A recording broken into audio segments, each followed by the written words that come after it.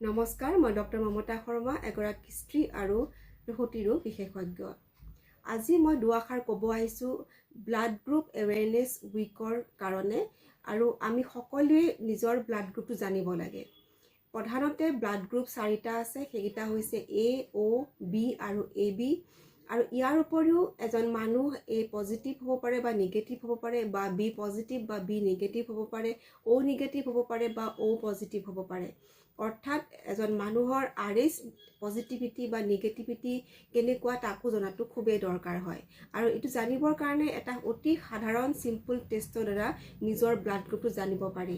আৰু blood group কিয় জানিব লাগে? যিকোনো মেডিকেল ইমাৰ্জেঞ্চি, চাৰ্জিকেল ইমাৰ্জেঞ্চি আৰু কাৰোবাক ব্লাড দিবৰ কাৰণে বা নিজে ব্লাড ল'বৰ কাৰণেও নিজৰ ব্লাড গ্ৰুপটো জনাটো অতিকে প্ৰয়োজন হয়। আৰু প্ৰেগনেণ্ট যিসকল মহিলা, অৰ্থাৎ গৰ্ভৱতী যিসকল মহিলা থাকে, তেওঁলোকে বিশেষকৈ নিজৰ ব্লাড গ্ৰুপ জানিব লাগে। কাৰণ RH নিগেটিভ এটা যদি প্ৰেগনেঞ্চি হয়, অৰ্থাৎ মহিলাগৰাকী যদি RH নিগেটিভ হয় আৰু যদি তেওঁৰ হাজবেণ্ড RH পজিটিভ হয়, তেওঁৰ এটা পচিবিলিটি থাকে যে তেওঁৰ গৰ্ভস্থ সন্তানটো RH পজিটিভ হ'ব।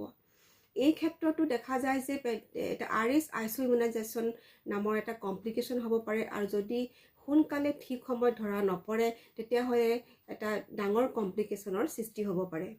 গতিকে নিজৰ ব্লাড গ্ৰুপটো আমি সকলোৱে জানো আহক। এটা সৰু টেষ্টৰ দ্বাৰা নিজৰ ব্লাড গ্ৰুপটো আমি জানিব পাৰিম। মই মোৰ ব্লাড গ্ৰুপটো দেখাই দিছোঁ, মোৰ ব্লাড গ্ৰুপ B পজিটিভ হয়। ধন্যবাদ।